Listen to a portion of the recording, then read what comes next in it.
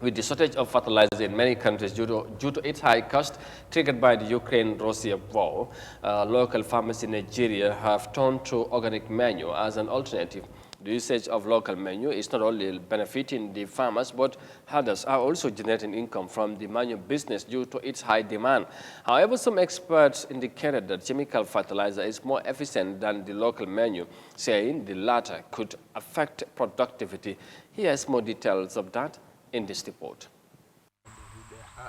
It's planting season for farmers like Stephanos Johanna in north-central Nigeria, and it's about the time for the application of some planting aid to enable his crops to flourish better. But fertilizer has been out of reach for many smallholder farmers like Stephanos. Organic manure is now a cheaper alternative. Even a major of fertilizer, I can never afford it.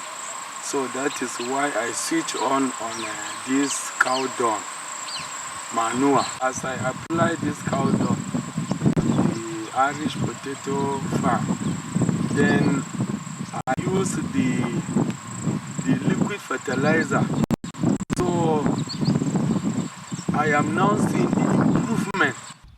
Most manure consists of animal feces. 54-year-old herder Hassan Umar is cashing in on the rising demand for his cattle wastes. Until recently, Hassan didn't see the business opportunity in what he'd regarded as waste. But it now earns him no less than $20 daily. Farmers come to us now more than before to look for cow dung. Some 7 years ago, we didn't sell cow dung. We could just put them on our farms. We'll give our neighbors and friends too. But it is different now. We try to ensure our cows eat well so that they can excrete more for us to sell. Chemical fertilizers play a significant role in boosting agricultural yields. That's because they contain vital nutrients like nitrogen, phosphorus, potassium, calcium, and more,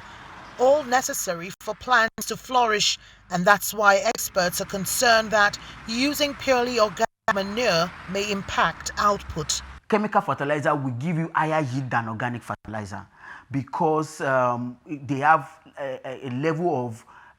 amounts of nutrients based on requirement. Going into organic manure, they will get lower yield for all of their efforts, which will result into low return on their investment. It will result into lower yield for food produced for people to consume. So the effect is going to tell on the farmer and then the food availability for the common Nigeria. The price of chemical fertilizers in Nigeria rose from about $15 in 2017 to nearly $60 in 2022. Experts attribute a recent surge in price to a scarcity of raw materials, a fallout of the Ukraine-Russia crisis. With Nigeria already experiencing a food crisis, there are rising concerns that the situation could worsen in the coming months. Of course, the shortage of fertilizer seemingly affected everyone, every farm around the world, especially in Africa. Of course, that's the situation in Nigeria. As you heard from the farmer himself saying he would never afford a bag of fertilizer this year. So for that reason, he have opted to look for another alternative, that is to use the local manure, the cow dumps and like that. So, but again, the thing is, it's not only benefiting the farmers, because the herders are equally making and generating an income from it because of its high demand. And now that the farmers cannot afford to buy fertilizer due to its high, of course, price, or of course, its high cost, they have turned into what used to be the practice or the old farmers used to do, that is the local menu. But of course, the expert also did say that, the chemical fertilizer is far more better, more efficient than the local menu. So we put this in context by coming back home here in the Gambia. We all know, since the government announced the price of fertilizer, it has triggered a whole lot of dissenting views among the farmers, and of course, many Gambians as well, because farmers, declared that they cannot afford to buy a bag of fertilizer at 2,500 as as the initial price was mentioned. But of course, eventually we all know what happened. The government, through the, I think the president, said, it have to drop down to 2,000, and that was the final.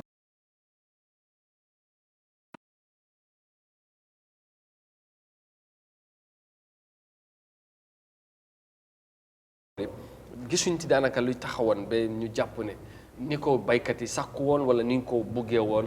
amee na noonu mooy ñu fexe ñu wàññi engrais gi from 2000 bu ñu ko defoon sax ñu gën ko wàññi gannaaw nguur gi bu ñu ko waxee 2005 coow li bari ñu wàññi ko ba 2000 waaye jafe-jafe yëpp li ko indi xam nañ ko parce que engrais bi nekkul ci réew mi te dañ koo importé ci biti lay jógee te ñëpp xam nañ fu mu nekk diggante Russie ak Ukraine tax na bagage yu bari seer ci àdduna bi te engrais yi bokk nañ waaye bu xoolee bu réew mel ni comme Nigeria ay baykat ñoo fa ne baykat yu mag tey seer ci àdduna bi te engrais yi bokk nañ waaye bu xoolee bu réew mel ni comme Nigeria ay baykat ñoo fa ne baykat yu mag tey dem nañ ba gis ñoom mënatuñ jënd engrais gi soo dellu nañ ci seen luñ fekk seen maam yi di ko def mooy ci meñño bi nga xamante ne tey bu may dem school daanaka loolu moo xewoon nga dem ci kër yi dem ci li nga xamante ne mooy tos gi exactly jël loolu dem yóbbu ko ci school bi ñu def ko ci garden yi te daf doon baax ban jàngat nga gis est-ce que jot na pour ñu delluwaat ci loolu wala ñàkk a pexe la kon gars yi li ñu ko waxee waaye wala ñu war na ñoom blame suñ bopp te suñ kilifa yi dañ xëy nag xëj na ñoom ñoo defut lu leen war a ba tey ñu àgg ci situation bu mel ne xam nga li may njëkk a wax rek mooy olof mu ne ku xamul foo jëm waaw nga dellu fi nga jóge waaw yaa ngi koy fàttali léegi ne ñun ñëpp bi ñuy dem school gëm naa ne expert bi man ute na ak moom gis-gis ci lim jàpp ne fertilizer bi moo gën tos yi waaw exactly moom mu ngi jàpp ne boobu mooy dem parce que non man moom ànduma parce que loolu lu moo mën a génnee ci suuf bi ci lu mbayteef bi soxla le maño bi mënu koo génnee parce que ci lum ci jàngat parce que yaa ngi am bale chemical la te li local li nga xamante ne mooy xëj na xam nga ci nag yi ak béy boo ko sànnee of course mun naa mu jël période xam nga li ma bëgg ñu understand rek Amadou mooy coming back to this issue ak situation bi mooy li nga wax léegi gis nga suñ experts yu mel nii dañ bokk ci ñi ñuy tardel di fuñ toll ñu ci bëri lañ lay wax yëpp ci ay book lañ ko jàngee du ñuy def practical bi pour gis ñaar yi ngay dëkkale lan moo ko méngalee ci looy xam ne bii mooy ndeyjoor ak bii mooy càmmooy kenn du emale engrais ak tos du moromi engrais xam nga lu tax xoolal ci kaw gi baykat yi nga xam ne dañ nekk ay sàmmkat boo ubbi woon line léegi baykat yëpp mun nañ la ko seedeel nga gis ku nga xam ne am na lu mut 200 nag noor bi yëpp mu mun a tos ay toolam nga xool toolam yooyu tey boo fa jiyee mboq wala nga ji fa gerte am na yenn tos yu nga xam ne ñeme woo fa ji gerte boo ko jiyee mu booy tool bi day booy ndax gàncax gi ni muy mel mboq wala dugub nga fa ñeme ji ngir doole bi nga xam ne moom la sebenu mala am seben kese moom la am loola nga ne da nga ko emale ak engrais bu nga xam ne boo wiccee am na ñu nga xam ne sax duñ dajal dañ koy suy léegi ñaar yooyu mënoo koo méngale waaye nag li xew mooy ndax léegi baykat yi mun nañ ci am lu leen doy mooy laaj bi tos bi ci boppam ndax li tax mooy càgganteef bi ci ne tey nit ñi sàmmatuñ ñu bëri ci baykat yi sàmmatuñ benn ñaareel bi mooy àll bu nit ñi di sàmmee amatut àll bi yëpp tas nañ ko di ko bayee léegi nag boo amut àll boo mun a sàmmee doo am mala yuy tax nga mun a am gàncax gu dund léegi foofu problème la nga ñëwaat tuddi li nga xam ne mooy situation bi ci li nga wax léegi coming back to our authorities tey ñun exemple Gambia issue bi waruñ mën a nekk victime because of Gambia government ñoom ñoo ñu gëmloo woon ne engrais bi fi nekkoon mënoon naa yóbbu réew mi ñaari at daaw buñ import ci réew mi waaw because approximately am na ñuy wax 20,000 tons exactly lañ fi indi ren 14,000 tons rek moo ñëw 14,000 metric tons moo ñëw léegi soo ko compare ak 20,000 xaw ma 20 ñaata thousand tons yu ñëwoon last year tey bu fekkoon jaarale nañ ko fi ñu ko waroon a jaarale bu fekkoon benn 10,000 tonnes sax moo fi des konoon baykat yi nañ ko am to a reasonable price of daaw 700 lañ ko doon jaayee nekkoon na problème pour baykat yi kooku boo ne da nga ko jaayee saako engrais $2,000 mu ngi xalaat fan la muy amee maalo bu muy lekk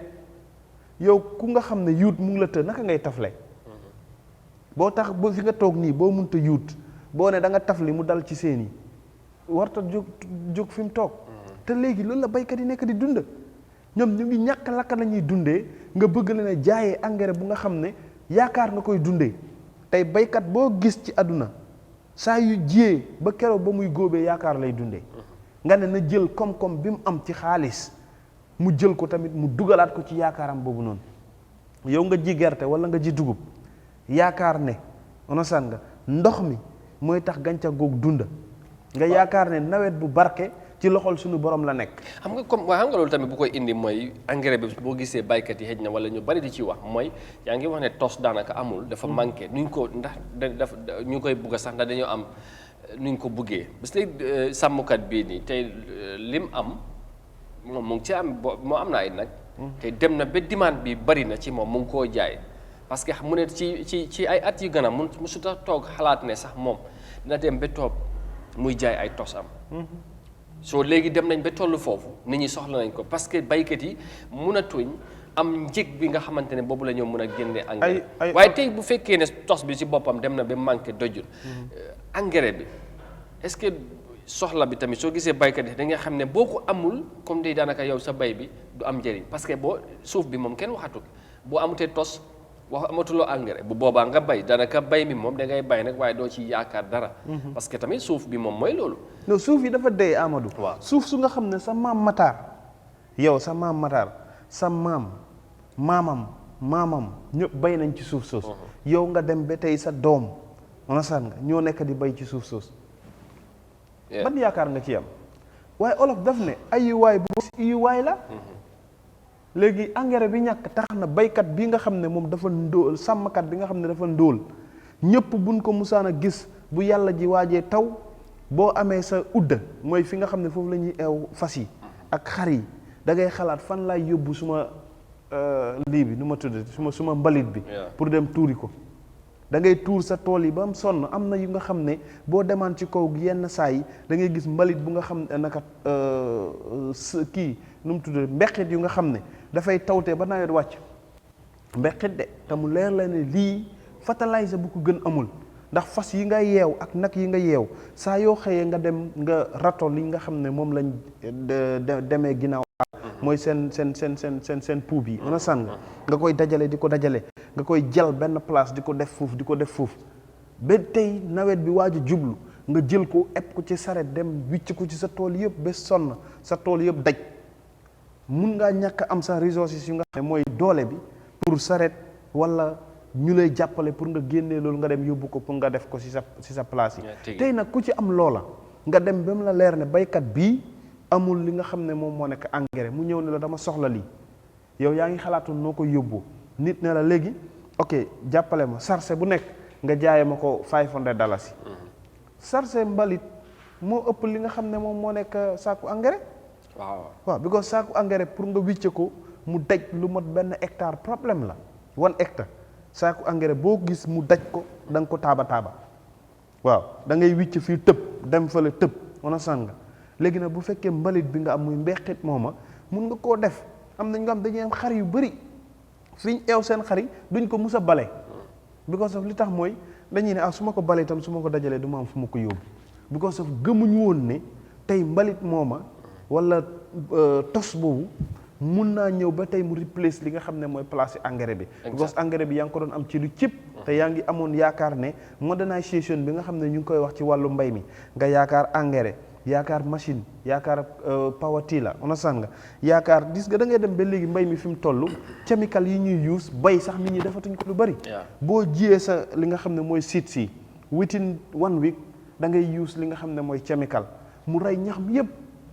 onasan nga loolu yëpp mbay moo fa toll waaye réew mi fii daf fi xaw a daf fi xaw ma sax ban kàllaama laa war a use pour nga gis ko problème la ñi nga gis ñi koy use yëpp